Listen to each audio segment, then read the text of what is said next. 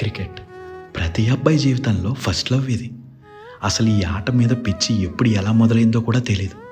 ఆ cricket bat పట్టుకోగానే బాడీలో ఏదో తెలియని వైబ్రేషన్ వచ్చేసేది. ఆదివారం వచ్చిందంటే చాలు, చెప్పులు కూడా లేకుండా గ్రౌండ్లో ముళ్ళు గుచ్చుకుంటున్నా సరే ఎండా కొండ లేకుండా ఆడుతూ ఉండేవాళ్ళు. క్రికెట్ మా అబ్బాయిలకి ఎంజాయ్మెంట్ ఒక్కటే కాదు, it taught us life. Ball కొనడానికి అందరూ రూపాయి పోగు చేసుకుని కొనుక్కోవడం. నీ దగ్గర డబ్బులు లేవా, పర్లేదు లేరా నెక్స్ట్ టైం ఇవ్వలే అనడం.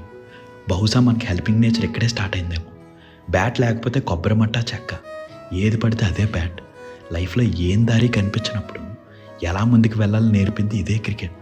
ఇలా బోలెడన్ని. ఇప్పుడు జాబ్స్లో సెటిల్ అయిపోయి పెళ్ళిళ్ళు అయిపోయి పిల్లలు కూడా వచ్చేసి ఉండొచ్చు, కానీ మారంది ఏమైనా ఉందంటే అది క్రికెట్ అంటే పిచ్చే. ప్రతి అబ్బాయి తన కొడుకుని క్రికెట్ ప్లేయర్ చేయాలని అనుకుంటాడు. అసలు మాకు క్రికెట్ అంటే ఎంత పిచ్చి అంటే, ఒక్కసారి మీ అన్నయ్య తమ్ముడు హస్బెండ్ని ఎర్లీ మార్నింగ్ లేచి ఎక్కడికైనా వెళ్ళమని అడగండి, సమస్య లేదు, లేవరు.